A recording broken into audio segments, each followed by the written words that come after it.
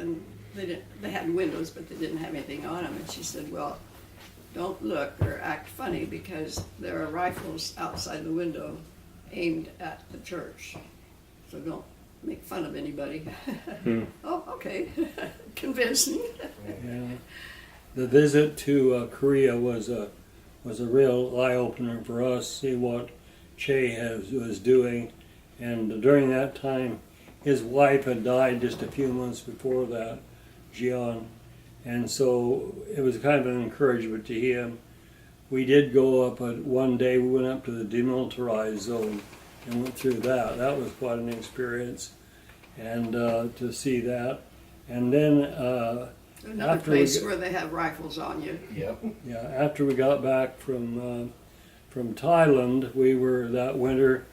I had a request for us to go to Australia, and I said, you know, I'm not any kid to go to Australia. No, they wanted me to come. Delroy Brown knew me well, and so I said, well, we don't have any money, and didn't want to put them out. So we just said, you know, yeah, we'll pray about it. And one night, some friends invited us. He just passed away recently. They invited us up to their house for dinner, and it was a bad, stormy night here, and no electricity, no phone. Huh? The phone had been out for a week. Yeah, we couldn't communicate, but we had the date, so we went anyway. We got up there, well, their power was off, and but he was had been Expecting a cook. us. Yeah, he'd been a cook. In fact, at one time he was the manager of all of the food at St. Vincent. Yeah. Anyway, he cooked a real nice dinner on a hearth. This old hearth of the fireplace had been was the original of that homesteader's home. His grandparents had homesteaded there. So he cooked the dinner for us, and after we'd eaten and all, we had a good time. Juanita and Enid went into the other room, and he and I were sitting there talking, and he traveled a lot. You know, I think he'd been to Australia 7 times, and to Taj Mahal twice, and all over. It was clear across the Trans-Siberian Railroad. He and his first wife made that trip all the way over to the Battle of Lostock. Anyway, he said, well, where are you guys going to go next in your next mission thing? And so, of course, we'd been invited to go to Australia, but we'd said we wouldn't talk about it. We wouldn't make any comment. But I looked down, and here, the tablecloth, and believe this or not, the tablecloth was a map of Australia. And so I said, well, actually, we've got an invitation to go to Australia, but I said, no, we don't really have the money, and we don't want to put a burden on the missionary. And we talked about it a little bit, and he said, well, maybe we could help or something like that. And I didn't think much about it. He looked like Coleman's old shoe, but he was worth a lot of money. Well, he's the one that we went up to get. Yeah, so Fire with him. We got up, we went home, and one is, well, I thought we weren't going to mention about that. They're on camera, so don't cover it. Yeah. We weren't going to mention about that, and I said, well, it just seemed natural with the map You can there. still make it out. So a few days later, we were at the church, and they said, well, there's $5,000 been deposited here for your trip to Australia. Wow. And so we had enough for our transportation and to help out with them.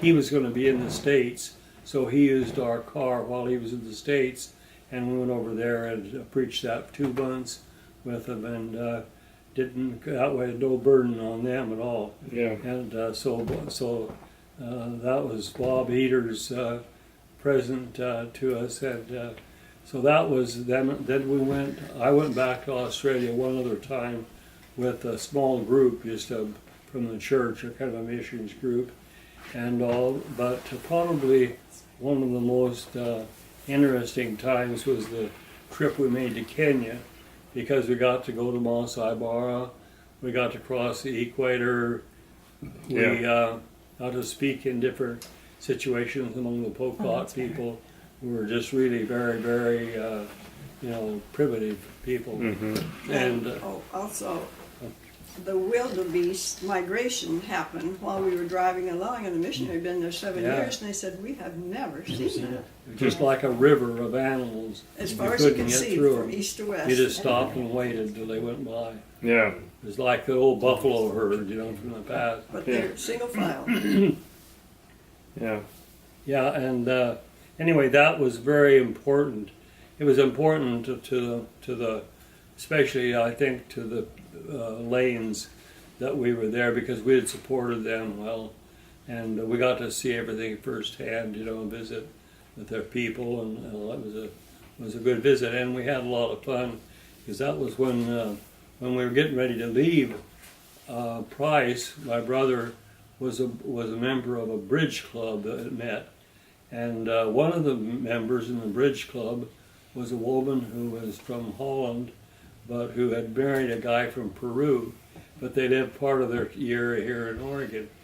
So he mentioned that we were going to go, and she said, well, in that case, make sure that here's what you do. And so she invited us that when we got to Amsterdam, we would go and see this. She suggested a hotel and all, and we took that, and we stayed in this nice old hotel. And the next morning, a friend of hers came and picked us up and took us to see the Anne Frank house.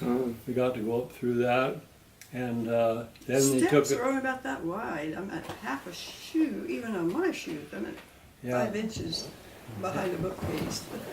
Yeah, and then they took us out on these canal boats, these old houses, 400 years old, you know, you'd see, and all, and to a little village. It was like an old time village with the windmills and everything, and we really and they poured enjoyed chocolate one day while Yeah. we were there, and truly, the whole town smelled like chocolate syrup for about 4 hours.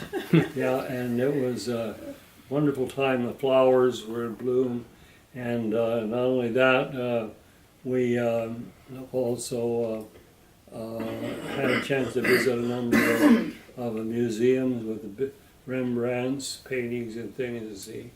And so they had told us, don't get off that plane and get onto another and fly directly because you're going to be wiped out. So having a couple of days there was a big help. And we got into Nairobi in the nighttime, and so the Lanes met us, and we had a great time there visiting as well. What year was that? Was that 1972 That would have been or 87.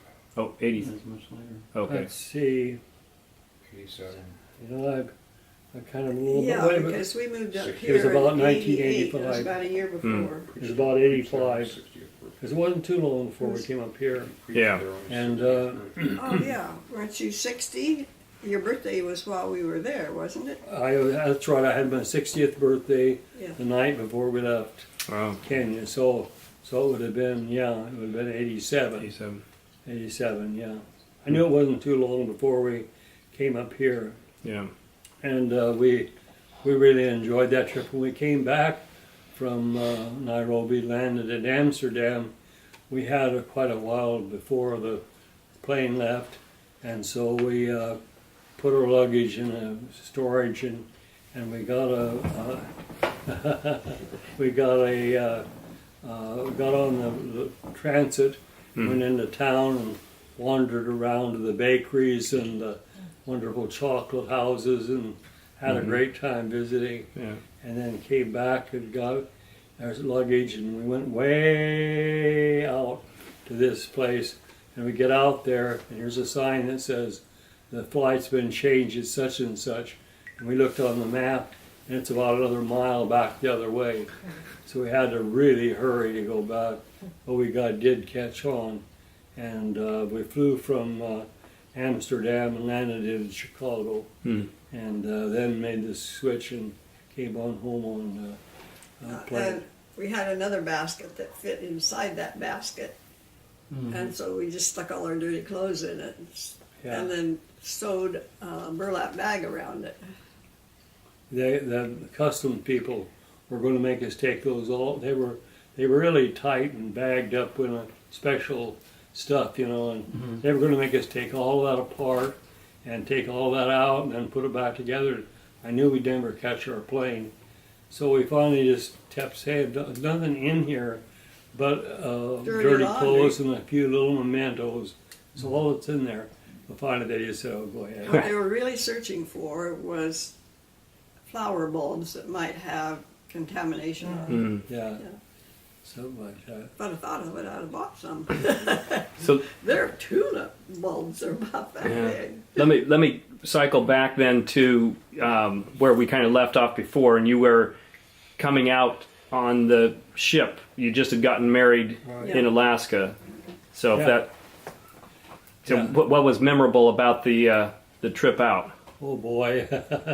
One thing that was memorable was we couldn't figure out how they knew that we were the newly married couple. There wasn't, almost every other couple was married about 40, 50 years.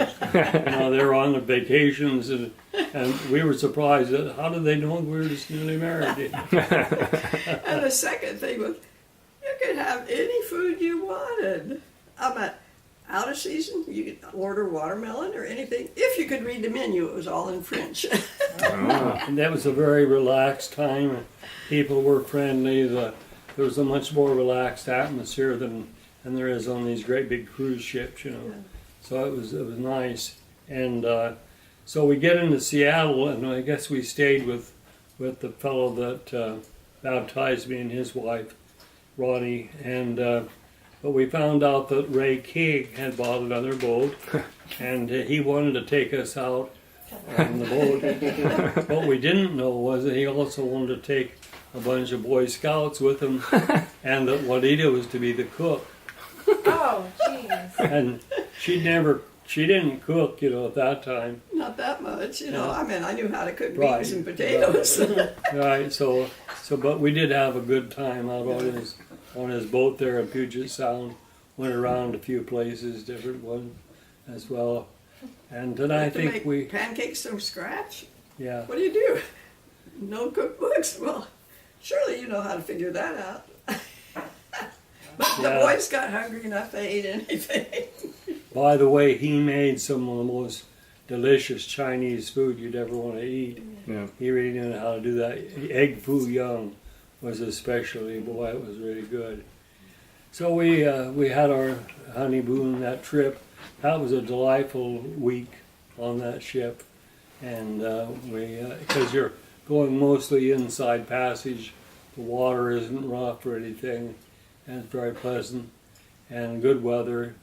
And then we went to Medford, and I worked for a while through the rest of that summer before we moved down to San Jose and started Bible college there as well. So I went 2 years because at that time the wife didn't have to pay if your husband was enrolled. And what year was that? 1947 that you started college? 49. 49. Okay. Yeah, because we were married in 49 and started school down there same year. And I had the GI Bill, but the GI Bill was very slow getting the money to you. But we had pooled our money from our savings in Alaska, so we had enough money to get by. And we lived in a what was a half of a garage that they made into an apartment, and then we moved into that little camping trailer, 18-foot trailer. You walked in the door, and here's a nice little living room, but you walked to the back, and there was the kitchen, but that was also where the bed was, and to get to the table to eat, you had to raise the bed so the table would come down from the bottom of the bed, and then when you got done, if you wanted to go to bed, you had to fill everything up and drop it back down. And 18-footer isn't very big. And, Well, we were gone most of the day. yeah. And we, of course, we were both of us in college, and so, weren't living there that much. Yeah. And we rode in and out with a friend. And then eventually that summer, this family couple that we knew, they lived actually, he had drawn and gotten a farm in the Tule Lake area because he was a veteran, and so he wanted to go up and farm for the summer. Wondered if we could take care of their house. Yeah. So we moved into their house and took care of it that summer, and that was the summer that Doug was born. He was born while we lived there, and that was nice to have that place. And then I'm not Next sure. summer, we had another family that had his house sit for a month. Yeah, That got you through the hottest part. yeah. And then we ended up in a small apartment, not too far from the college, maybe a mile and a half up on Santa Clara. And we had a kind of nosy landlady. We lived in kind of half the house, and she lived in another. The bathroom was out on the back porch. I remember one night Doug got the croup, and we'd take him out in the steamy air to get, and heat up and try to get broken up and all. And we had a lot of fun there because we had good friends with the college, and we had a puzzle. I remember a very big puzzle, very fancy one of Lucretia Borgia and all these characters and all these colors. And we'd come over after church. We'd have 2 or 3 couples come over, and we'd all work to put that thing together, as well. And at this time, felt I had to go to work, so I was working in different jobs. Mostly at that first time, I was working at lawn jobs, yard stuff, clean up and whatever. The college would get phone calls from people that appreciated the work the students would do, and so they would ask us if we would, here's a call, and go out there. Well, I could go out on a bus. I had a good bus system, so I go out there on the bus, and I learned how different things were in San Jose. I'll never forget the first time I went to this one place, and this lady said, well, I've got a job for you. I want you to get rid of some geraniums for me.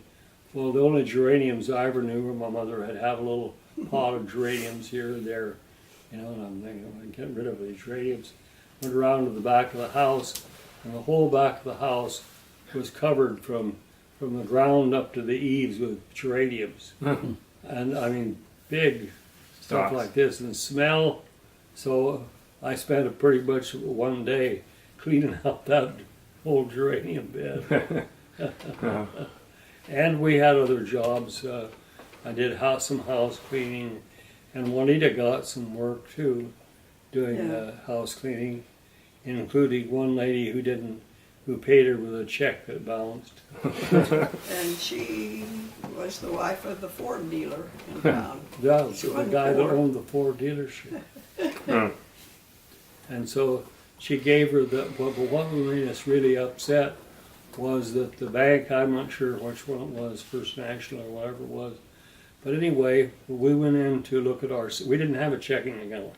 We went in and looked at our savings account, and here was this check deducted from our savings. Mm. And, so How could they do that? But they did. we complained about it. We said it wasn't our fault if the check bounced. We didn't have anything to do with that. Why would you take it off of ours? Why don't you take it off of hers? Yeah. And they finally straightened it out for us. But we changed banks. We didn't like that at all. And then I finally got I think it was the year that year before I graduated, we came back. I got the job at with that contractor at Penny's I was telling you about, and working at night and I in charge of the cleanup and making sure everything was locked up and all.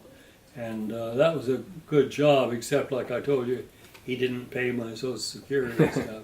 That's where Dad started doing all his memory work, because it was boring going up and down, so he had his memory work on little cards and he taped it to the broom. Huh.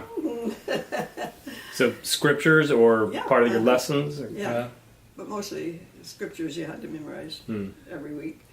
One night I was memorizing, I was using the broom and running along, and I was reciting the scripture, I memorized it. And it was from the 6th chapter of Isaiah about the Lord's the hill of Jerusalem. And so I didn't, once in a while you'd have somebody else in there working late, on their own. And all of a sudden somebody said, I know that scripture. And I looked around and this guy talking to me. And so I stopped. It turned out he was Mormon. And they take that scripture as being from the mountain, Utah and everything else. So I listened to it and I said, well, if that's about Salt Lake City, why does it say here it's about Jerusalem? But anyway, I had a lot of leeway, and I didn't have any exact hour. If it was not too dirty, you just cleaned it up. On the other hand, if it was like Christmas, you might have to work extra hours to get it in, but it was all under a contract deal that way. So, yeah. And so it was, we made it through working like that, and especially the last year or so was a little tough because not having any more GI, and then Lita was born 6th of May. She was my graduation present, and so then we folded everything up as we could get in a trailer and took off, went back to Oregon. I didn't want to stay in San Jose. I liked San Jose, wonderful town, and it was easy to find a job, but I knew if I stayed there I wouldn't never preach. I'd get busy and do something else. So we went back to Oregon, and immediately she had to have gallbladder surgery. Did you move back in with your parents? For a while. We had to, Yeah, till we because, could have enough money to go rent a and little especially, house. It's real close to where we went, yeah, and Georgia- especially when you Georgia had to lived. have the surgery. And then there was a little house out there, where Ralph and them Yeah. lived. A little house about a half a mile this way from there. We rented that for some time, and when Lita was a Until baby. winter, I guess. Yeah. And when it rained, the roof leaked, so we had to put a tarp over our bed at night and cover us up and keep from getting wet. And So then after about 3 nights of that, we said, we gotta find somewhere, and then we got that we 2-story. moved into that little bitty apartment. It wasn't very big, but we were there a few months. Then we found out that the place across the street was a 2-story house. That was the one that we moved into and lived there when Randy was born, yeah, and it was that's when I was by that time I was working at the mill, and it would be I'd come home at night, 3 o'clock in the morning, hot up there, no insulation or anything, slept upstairs. Did you make that for our anniversary or something? I don't know. Night. Yeah, I did. So I would get up and eat my breakfast was the Yeah. kids' No, for lunch, his 80th birthday. and then I'd have time to visit or I could study or whatever Yeah. I needed to do. Yeah. How did he ever find it? In the garage especially. I know, I can't believe it. It's for his 80th birthday. Yeah. So he is 80. So they're looking at some of your pictures that Kelly put on a poster board for your 80th birthday. Yeah. First time Oh, there's yeah. the trailer. That seems like a long time ago. Just give it a break. Yeah. Yeah, Yeah. That's- just turn it off. It'll stop everything.